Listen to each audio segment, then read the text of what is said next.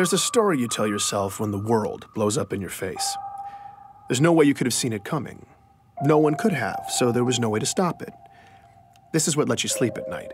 But go back in your mind to before it all happened. Replay it in your head, except this time, maybe you'll see it. Something small, out of place. Maybe it's just a single thread, but it's the truth. Nobody saw it coming when they arrived.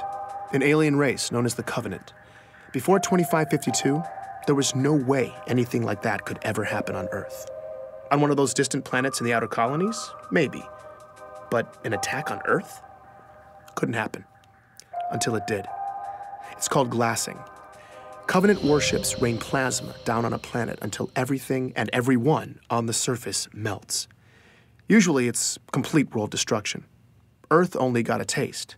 The prolonged orbital bombardment destroyed East Africa, killing millions before it ended. None of us were safe anymore. But something else happened that day too. Or someone. You've heard the eyewitness accounts. Every skeptic has seen the footage. I was there, and yet still to this day, it's unbelievable. A massive man in green armor appeared seemingly out of nowhere in New Mombasa, performed superhuman feats to single-handedly repel a global invasion and then disappeared? This was the Master Chief. The Unified Earth Government's military body, the UNSC, eventually released a statement. Who he is, where he came from, and that he's continuing to keep us safe. And that was that. But who is the Master Chief? Where did he come from? Is he continuing to keep us safe? I'm Benjamin Giroux, and this is Hunt the Truth. For all us cosmopolitan Earth types who don't venture into the far reaches of space, there's a planet way out in the Outer Colonies called Eridanus II. If you're thinking of visiting, don't bother. It was catastrophically glassed in a Covenant attack in 2530. But 19 years before it got wiped out, our hero, Master Chief Petty Officer John 117, then known as John, was born in a metropolis called Elysium City. That's where I started. Do I remember him? Oh, yeah, you don't forget a kid like that. That's Dion Govender. He chatted with me from his home in the Outer Colonies. Dion's retired now, but years ago he taught John at Elysium City, Primary Education Facility number 119. Apparently schools in the Outer Colonies don't have the catchiest names. John was something else. He was sharp and quick, always evaluating the situation. Other kids just gravitated to him, you know? Dion seemed most excited to talk about John's athletic ability. The kids used to play King of the Hill after school. You know, the old game where you wrestle and push each other to try to be the last man standing. I would walk by sometimes, see him playing after school, you know, and without fail, I swear, it was always John standing alone at the top of that hill. Right. Every single day. Yeah. Matter of fact, I think the other kids ended up fighting for who got to be king halfway up the hill, because nobody was messing with John. I definitely remember John. You're going way... That's Ellie Bloom, another lifelong resident of the Outer Colonies. When she was young, she and John lived on the same street, just a few houses down. Well, he was a little younger than me, but let me tell you, that boy did not look like a kindergartner. He was a big kid. My friend Katrina and I used to meet him in this vacant lot in the neighborhood. The three of us would build these obstacle courses out of random junk and then race.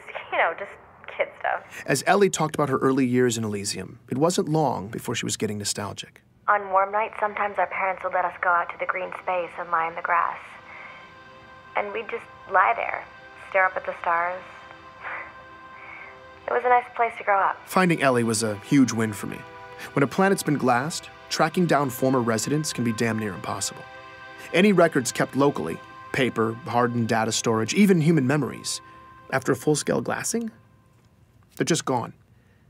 Thankfully, though, the Office of Naval Intelligence, or ONI, had furnished me with a list of interviewees. That's how I'd gotten Dion. But I wanted to go the extra mile with this story. So I'd hit up some of my old connections in the Outer Colonies looking for more sources. Ellie was my only hit so far. Did you keep in touch with John? No, I wasn't allowed to use Waypoint much when I was little. But I did keep in touch with Katrina. We still talk, actually. You know, she probably remembers John. I'm gonna tell her I talked to you. Wait, what was this for again? It's a military thing? Oh, no, John is the Master Chief. What? Yeah, John became the Master Chief. Like the Master Chief? Yep. are you serious? I'm not kidding you. I'm telling My you. God, that's crazy. Ellie lost her mind for a few minutes. I guess it's not every day you find out that your childhood playmate saved the galaxy. Oh my God, now I'm definitely telling Katrina. I mean, she is gonna freak out. All right, so maybe Ellie wasn't going to be much help. I needed more of the young warrior angle. Here's Dion again. The boxing story. No, what's that? Okay, so. Not yet. I taught the primary kids, you know, right? But I also ran this boxing league at the high school. Uh-huh. You know, second week, we're doing drills in the gym. John walks in. Huh? Now, mind you, John is in 6th grade at the time. I say, hey, John, what's up? He says, I want to sign up for boxing. And I say, John, you're 12. You know, what are you talking about? But John was adamant. But I look at him and he ain't leaving. Right. So I said, okay, what the hell? Figure let it be a formative lesson for the kid. I don't know what it, so I put him in the ring with one of the smaller guys. John pummeled this boy. It was over in about 15 seconds, okay? So, well, all right, well, I put him in with this bruiser. Now, a real good fighter. Yeah? Okay? Good fighter. 2 punches. John laid him out. 12 years old. I liked talking to Dion. He was warm and funny in that grandfatherly memory lane kind of way. I realized I'd gotten lost in it all when the narrative took a dark turn. But then, one week, John just didn't show up. It was 25-24. John was 13. That's when the nightmare of the insurrection that had been plaguing the Outer Colonies finally landed on John's community. Under pressure from UNSC troops, the rebels were on their last leg, desperately seizing territory in the region and launching paranoid inquisitions to find spies. Civilian abductions and interrogations became commonplace. They would just, question you. Just these meaningless questions for hours and hours. Thomas Wu was living on a neighboring colony when the rebels showed up and hit hard, sweeping up Thomas and thousands of others in raids. What followed was months of horribly overcrowded detainment, neglect, and often constant questioning. Did you know this guy? What are the encryption codes for this system, that system? And you have no idea what they're even asking you. In the final couple months, Thomas says his captors started coming unhinged. And then toward the end, they just disappeared, leaving Thomas and hundreds of others locked up, starving. I don't want to play this part of the interview, but I'll tell you, it got bad.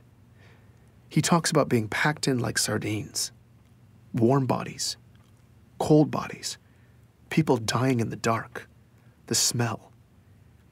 He doesn't know how long it lasted, maybe weeks, but Thomas and many others survived.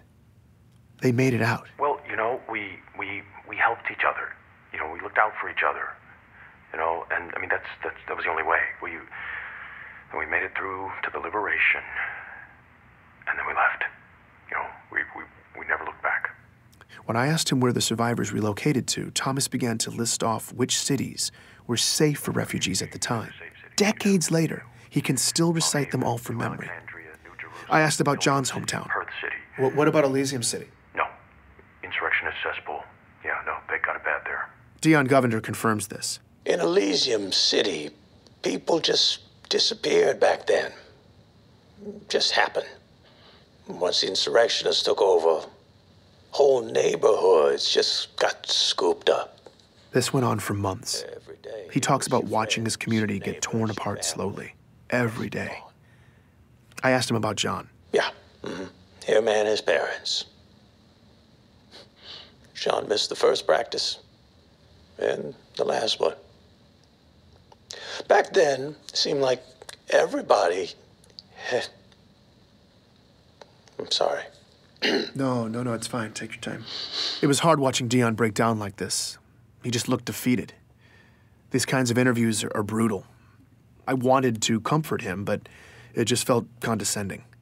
Like I have any idea what it was like for him. So we were quiet for a bit. Before we ended, though, he said this. I think that if anything good can be said to have come from all of this, it's that Everyone who went through it can know that their struggle wasn't for nothing. When you have a young man who can rise up from something like this and do what John has done, he honors all of us.